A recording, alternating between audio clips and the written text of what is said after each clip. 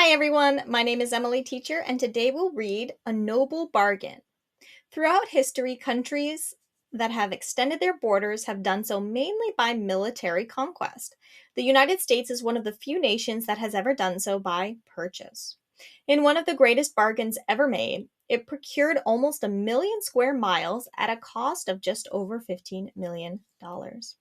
So, we're going to read about a very smart purchase that the United States made quite some time ago. Let's find out what it was. In 1802, the sovereignty of the United States ended at the Mississippi River. France had a legal claim to all the land beyond it as far as the Rocky Mountains. United States shipping on the Mississippi passed through New Orleans, Louisiana, on its way to the sea. President Thomas Jefferson was perturbed by the possibility that France might close off the river. To prevent this, he resolved to buy New Orleans, together with Western Florida, from the French.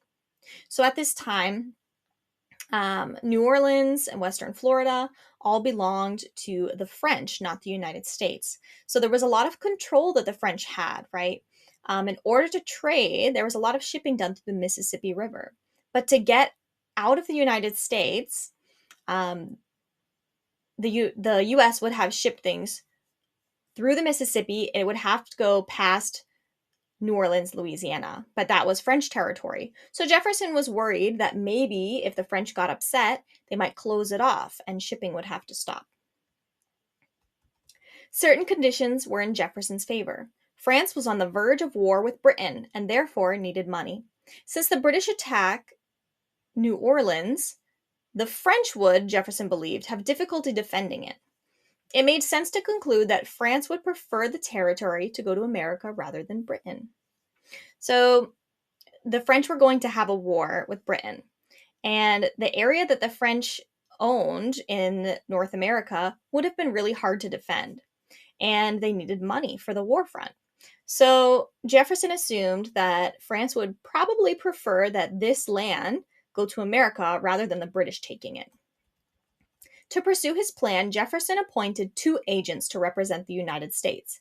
These agents met with the French foreign minister in France to discuss the purchase.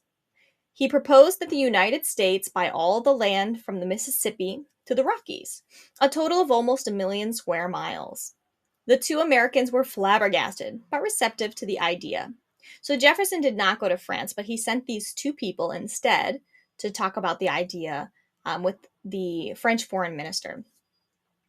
Congress had approved spending only $2 million.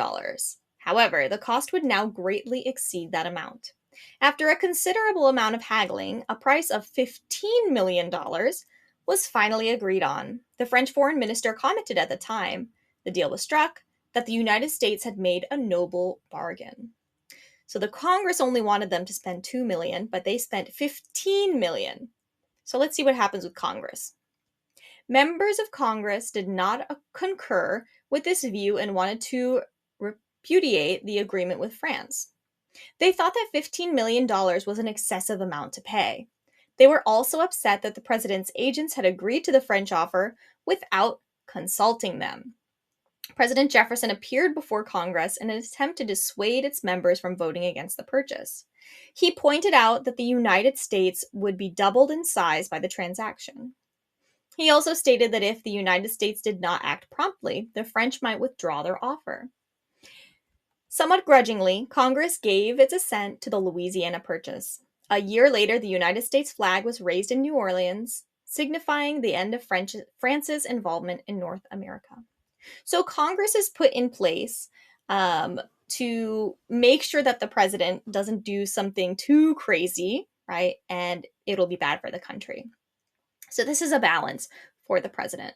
So Congress has to agree to this trade in order for it to happen. So they did not like the fact that it was $15 million. They thought it was way too much money to pay. They were mad that these people who went to France did not talk to Congress before they agreed to pay that amount.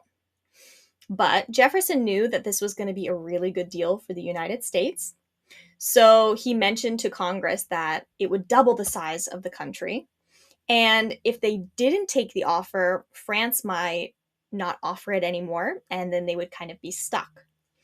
So finally, Congress agreed, and they did this, what's now known as the Louisiana Purchase. And that is when France's involvement in North America came to a close. Just how good a bargain was the Louisiana Purchase? Iowa farmland in 2003 sold for about $2,500 an acre. The 600 million acres of land the United States bought in 1803 had cost the trifling sum of 2.5 cents an acre. So they bought all that land for only 2.5 cents per acre. And now each acre is worth $2,500. That was even in 2003, so nowadays it would be worth even more. It was a very good deal. Thank you for listening to this story today. We do have links related to every article. If you want the link for this video here, you can find it down in the description below.